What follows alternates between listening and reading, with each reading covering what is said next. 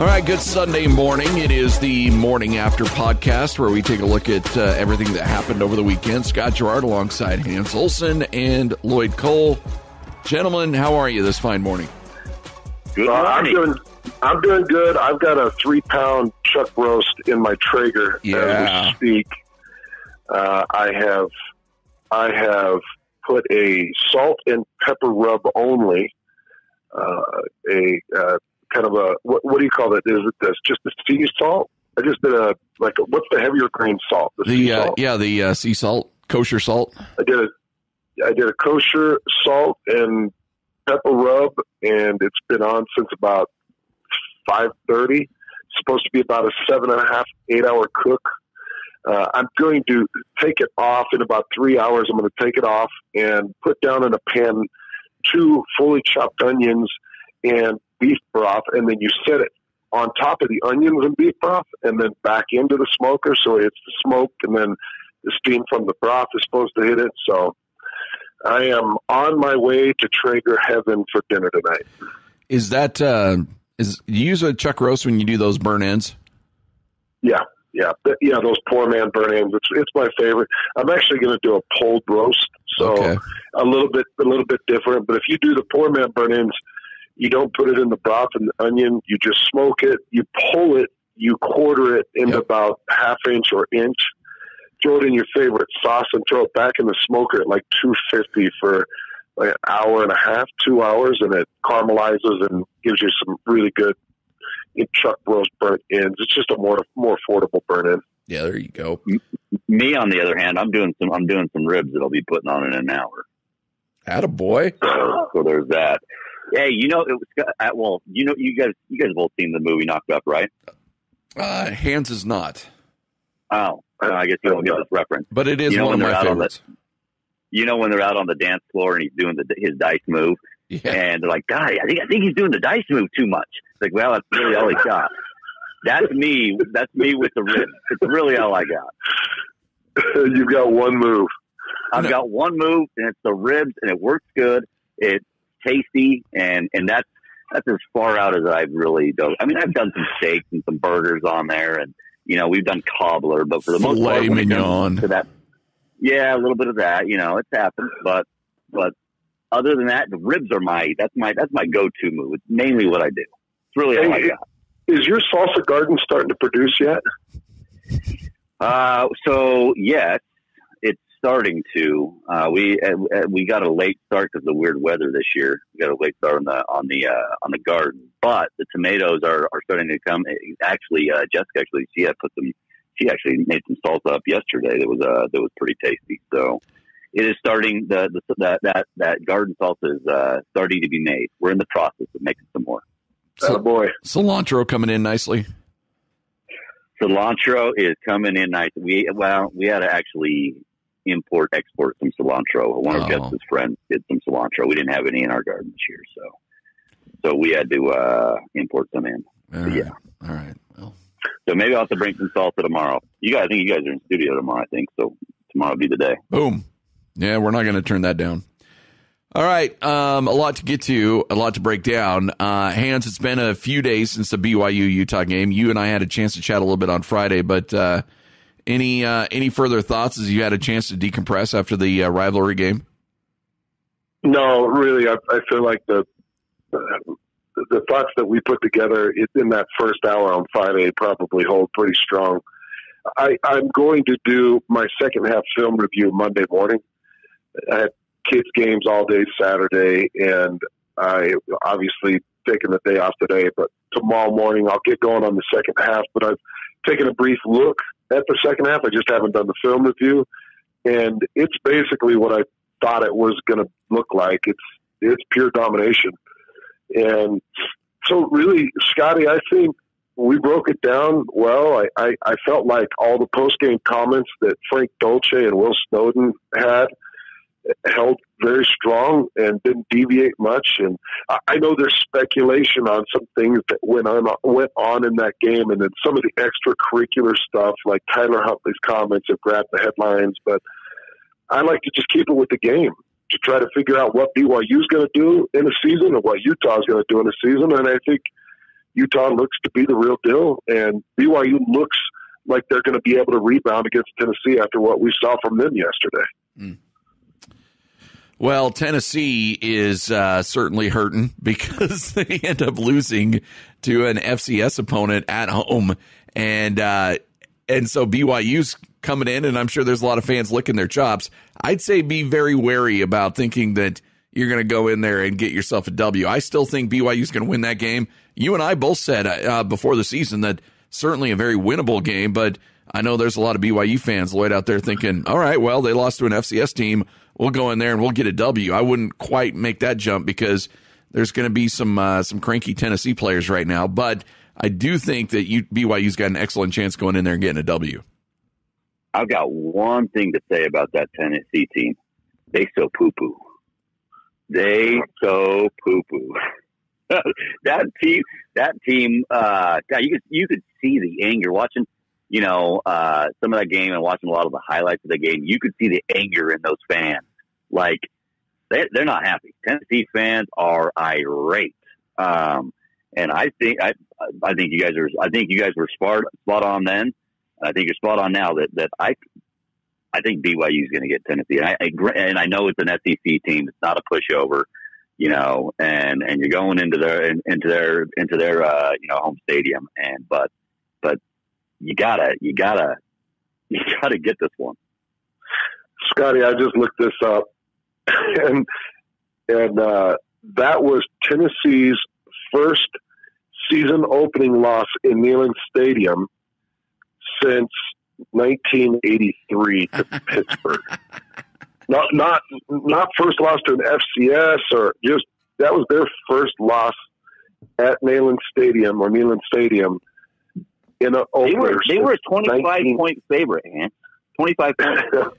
25-point favorite. It's the biggest deficit by an SEC team. And by the way, Tennessee owes like 3 of those records. Like for biggest deficit by an SEC team losing the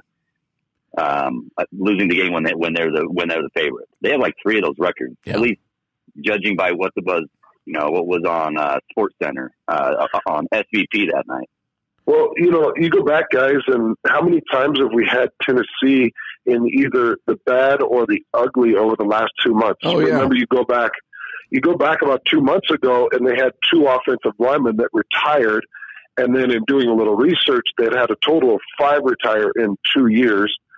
And then we just had their corner on the ugly, their starting corner on the ugly for domestic violence, and we all talked about how much of a distraction that could be.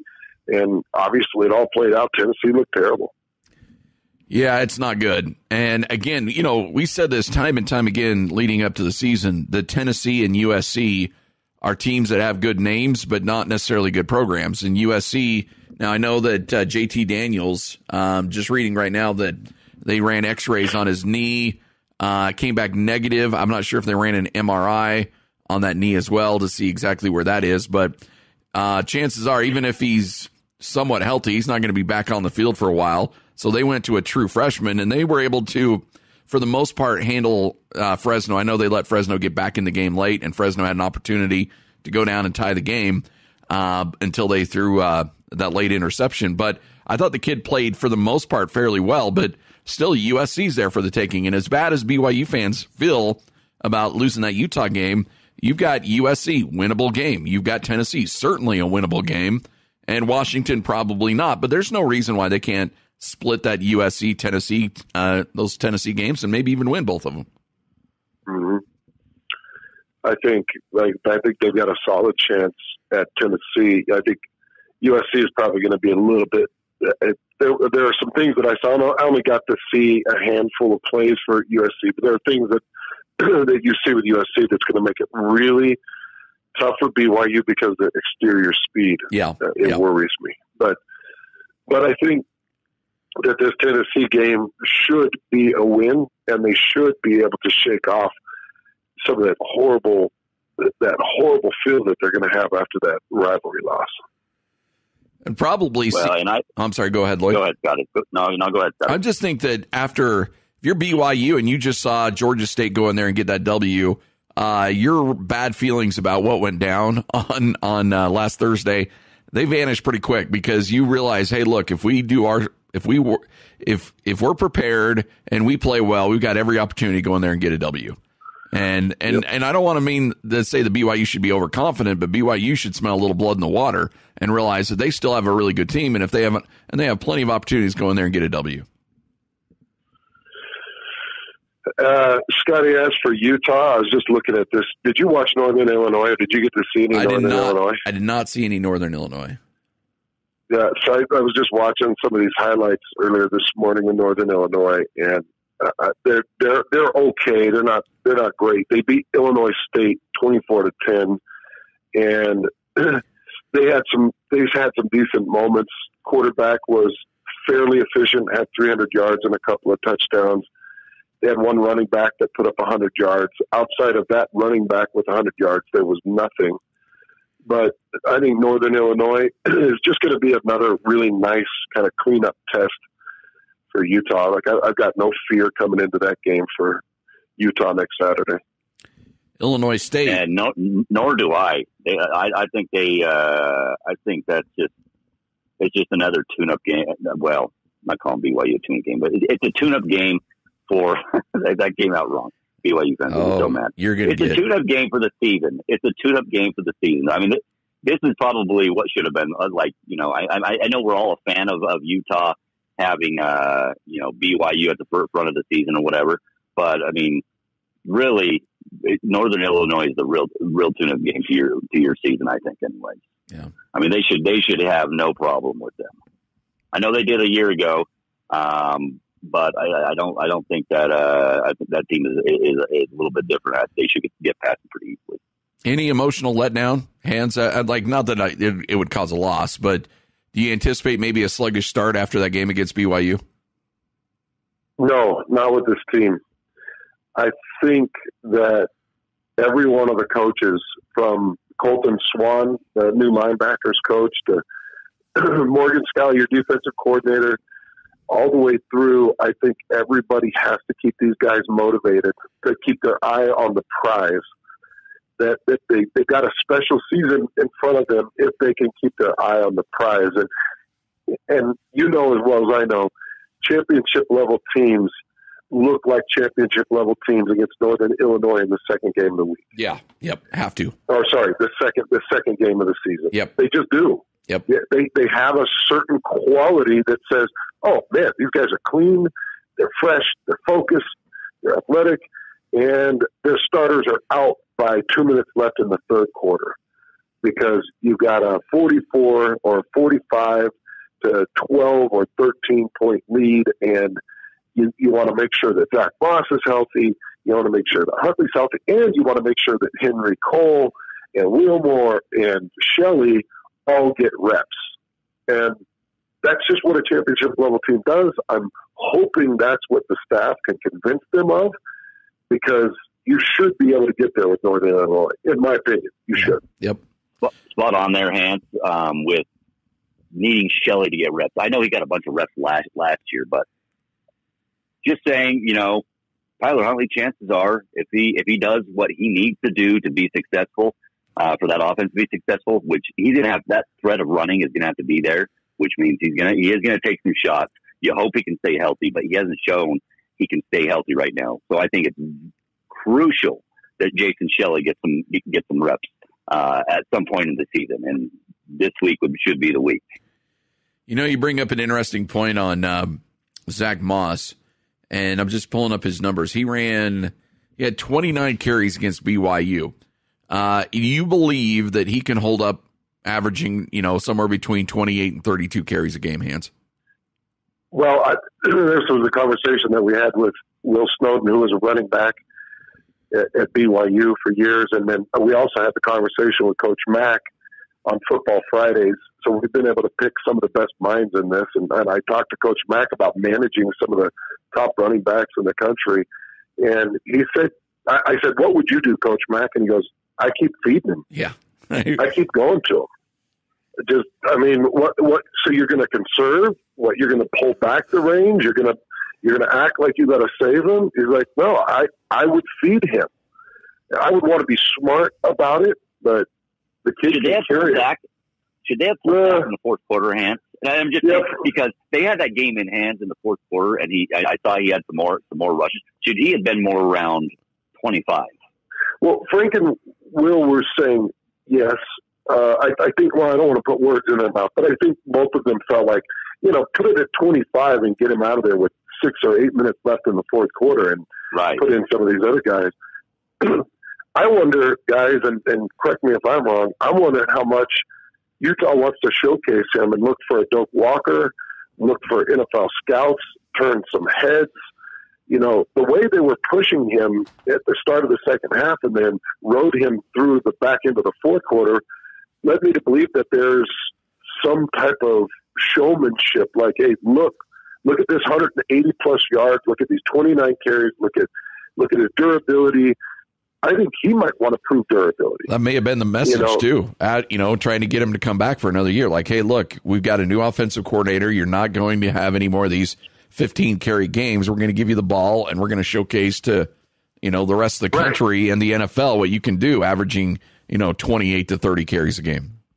Right, and I don't hate that, Scott. If I'm a running back that's coming back from a meniscus, and I feel really good, and my line is opening things up, and the second half is moving, I would tell my coordinator, I would tell my backs coach, I would tell anybody that, listen, guys, I want to prove to every NFL scout that's watching this game right now that I have no lingering issues from this meniscus, and this cartilage will not slow me down. And so I think that there's a certain amount of that just coming from your running back. Yeah, makes sense. All right, shift gears a little bit. I was in North Carolina on Friday. Utah State lost a heartbreaking game to Wake Forest. Frankly, a game that I think Utah State should have won by at least a touchdown or two. Utah State, when healthy, felt like the better team. Justin Enna made some really nice adjustments in the second half when Utah State really struggled against the run in the first half. They had a big bruising running back that looked like a kid that should be playing fullback at Air Force, and they ran a mesh running play that gave Utah State fits the first half. Second half got it dialed in, and then with the heat, a couple of players dealt with some injuries as well as some cramping in the second half, and they were down 3 defensive backs in the second half, and that's when Wake Forest got the passing game going. Utah State still had a late lead with about 2 minutes left, gave it to Wake Forest with just under 2 minutes. They had to go 90 yards. They did so very quickly, got the touchdown, although Utah State almost came up with a nice goal line stand, and then Jordan Love throws his third of 3 interceptions on route to potentially maybe tying the game or winning the game with a touchdown. So it was a rough one, Hans, and I know you had a chance to watch it. That was not a particularly fun flight back because I think everybody on that plane realized that Utah State should have come away with a win and let one get away from them. They should have won that game. Yes, 100%. They should have won that game. And there were moments where things looked so fluid and so quick hitting and so difficult to stop. And the thing that stood out the most to me, this is going to be a matchup nightmare for BYU. Utah State is going to be a matchup nightmare for BYU's backfield. Their inability to get a pass rush, and really, I do believe that they got some good defensive backfield players, but you've got so many guys that can cut. I was so impressed by Nathan. I was extremely impressed by CLC Mariner. That catch that he had on the back right end zone was high level, and so I came out again thinking, oh boy, BYU better get ready because this team is looking sharp. The other thing I came out of that game thinking was, really, how much does this loss actually matter? How much does it actually matter in the big scheme of things? Now, Central Florida got their win, and Central Florida looks like they might be that they might once again be that darling that gets the New Year's Six. That's the FBS Group of 5 non-tie-in, or the tie-in for the best Group of 5, and they look like they might be that team again. I hope they get knocked off, but in the grand scheme of things, Utah State got everything in front of them. I'm not demoralized by that loss. I'm not overly worried. You've got LSU that was going to disrupt things anyways. I think they learned a lot about themselves. That's a tough road game to go on. What I looked at was Boise State beating Florida State, Fresno taking USC down the line, San Diego State getting a win against a Weber State team that I really respect.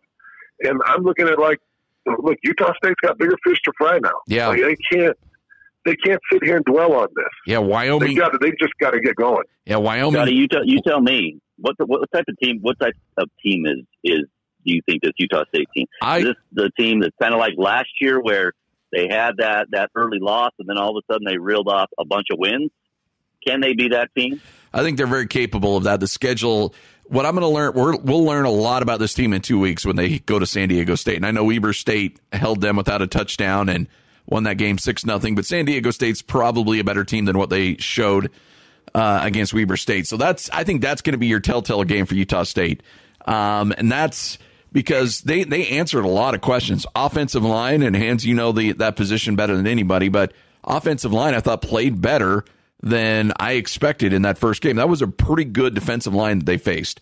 And for the most part, I thought Utah State did a good job in the up front. I thought the wide receivers, every question was answered there. Caleb Rep was great. I know he's technically a tight end. Carson Terrell was great. Jordan Nathan is awesome. COC Mariner came in and handled himself well. Savon Scarver had one bad drop, but other than that, I thought played really well at the wide receiver position. So I think wide receiver is great. Defensive line got gashed a little bit, but I thought Justin Enna did a tremendous job. The defensive backfield is going to be a concern, and the coaches, I talked to them a little bit before the game, and they mentioned how nervous they were about going up against, because Wake Forest had some big, strong, tall wide receivers. They were 6'3", 6'5", and 6'1" across the board at wide receiver. And Utah State, a lot of dudes are 5'8", 5'9", 5'10", and ultimately ended up being the difference in the game in that 4th and 1 touchdown pass on that fade route. There was about an 8-inch differential in height on that 50-50 ball, and that ended up allowing Wake Forest to win that game. That's something they can't fix this year. So when they're up against big, tall wide receivers, that's going to be a problem for Utah State this year. But overall, this is a team that should be winning 8-9 games this year. Again, they got LSU on the schedule, but other than that, I don't see a team that really should ultimately scare Utah State this year. Now, remember, Wyoming got a win against Missouri. Nevada beat Purdue at home. I mean, it was a banner day yesterday for the Mountain West Conference, and so that conference looks to be loaded, and it's going to be a fun year for sure. It's going to be a great year. Jay's team looked good, man. Oh, they looked really good. Jay Norvell's team looked good. I'm happy for him. It was so much fun to catch up with him in Vegas and kind of reunite. I hadn't seen him in probably 16 years. He was one of our coaches in Indy with the Colts. Great guy, and it was fun to see him get a win yesterday. But I'll tell you, coming out of the Mountain West Conference games on the whole, knowing that BYU has the top 3 teams in that conference, I was fairly confident that BYU could get 2 of the 3, if not sweep the 3. After this week, it really makes me nervous. Those are 3 excellent teams. And I was bummed to see Rashid Shaheed got a kick return for a touchdown, guys, and got it freaking called back. Yeah. So they could have beat San Diego State. What would it have been, 7-6? 7-6, yeah. He gets that thing called back, and so brutal, so painful for a guy that showed up in our 60 and 60, man. I love when our guys on 60 and 60 show up in these games in the week. Yep. What are you guys' thoughts on Oregon losing to Auburn? Another blow for the Pac-12, man. I mean, Auburn once again, and some people got cranky on Twitter, but hey, Pac-12 teams need to stop scheduling Auburn. No more. Because Auburn, so true. They wrecked Washington last year, and look, how many times have we talked to guys throughout the year? And I ask, whether it's Mike Huguenin or you go down the list of all the guys we talked to, how important is this game for the Pac-12? It's huge for the Pac-12. They have to get this win, not only because it establishes who the conference is, and everybody's dismissing the Pac-12. And when you lose to Auburn in back-to-back years, who isn't going to be an elite SEC team. They're going to be a probably 8 to 9 win SEC team. And so this isn't Alabama you're playing. It's not Georgia you're playing. It's Auburn. You got to win that game, and they let it go again. I felt like I was rewatching the Oregon Stanford game as they just let that thing just slip away. Yeah. They had it. It's like, oh my gosh, you gotta figure it out. Like, hold on to that game. It's like there's so many mistakes. They should have never went for it on fourth down when the quarterback, when Herbert went out, had to stay out because of the injury. At that point I would have just punted it. Why not punt it? Yeah. I think Oregon looked great at times. I think that they're going to be a brutal test in the Pac-12 championship if Utah's able to get there. It was nice to see Oregon and Stanford.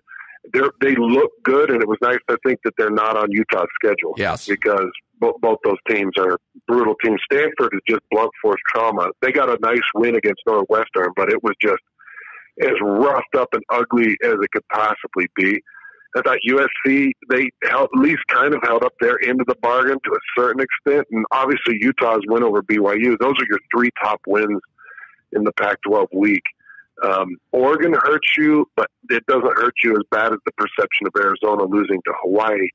But what's crazy, guys, is like the back end of the SEC and some of their losses. Georgia State and Wyoming, and who else am I missing? I mean, there was that bottom half. They so poo-poo. That bottom half is not good. It was bad. Like, Lloyd, how much are you going to work that in today? You just going to keep going to that? Oh, you know what? Hans went to it on Twitter. You know, I'm going with it too. They so poo-poo. Fair enough. It's becoming a thing. Come on, it's. And I saw some stuff on Twitter, and people were like still pretty bitter about the they so poo poo. I'm like, it's so childish and juvenile that it makes me giggle. It's like a fart joke. It's like, come on. It really is. Well, it pretty much is. Yeah. All right. Any other? What are we missing here? What else have we not talked about? We need to talk about. I think as far as college football, can we give a slow clap? I mean, I know they didn't get on the board, but how about a slow clap for Jay Hill and his guys going in there? And I mean, like, come on, like that. I get it, they didn't score, but they held them to 6, and they're going to be good. They're going to be good. I mean, I guess I hope their offense is because I can't imagine San Diego State is a defensive juggernaut. Well, Rocky Long, he's known for defense. Yeah, they usually play really good defense down there. Yeah, he's known for defenses. So, but like, I think they're going to be really good. I would say one takeaway is North Carolina getting that win over South Carolina and seeing former Texas coach come back. Was he in retirement? Yeah, Mac Brown. He was in the broadcast booth for a while. And seeing him come back and for retirement and get a win with North Carolina. But outside of that, man, my attention was just primarily focused locally. And I liked a lot of things I saw, but second week should be very entertaining. Yep, no doubt. And we'll do it again next week. Your morning after podcast. Scott Garrard, Hans Olsen, Lloyd Cole. Remember, show kicks off tomorrow at noon. And we appreciate everybody who has been downloading podcasts. Please subscribe to whatever service you're using. All you have to do is search Hans and Scotty. You found it already once, so keep it rolling. Remember, you get the feed of all of our podcasts, all of our shows. Whether it's Stitcher, iTunes, whatever platform you're on, let David James know it's available everywhere you want it. It's all you have to do is it's just search Hans and Scotty, and you're good to go. It's the morning after podcast right here on 97.5, 1280 The Zone.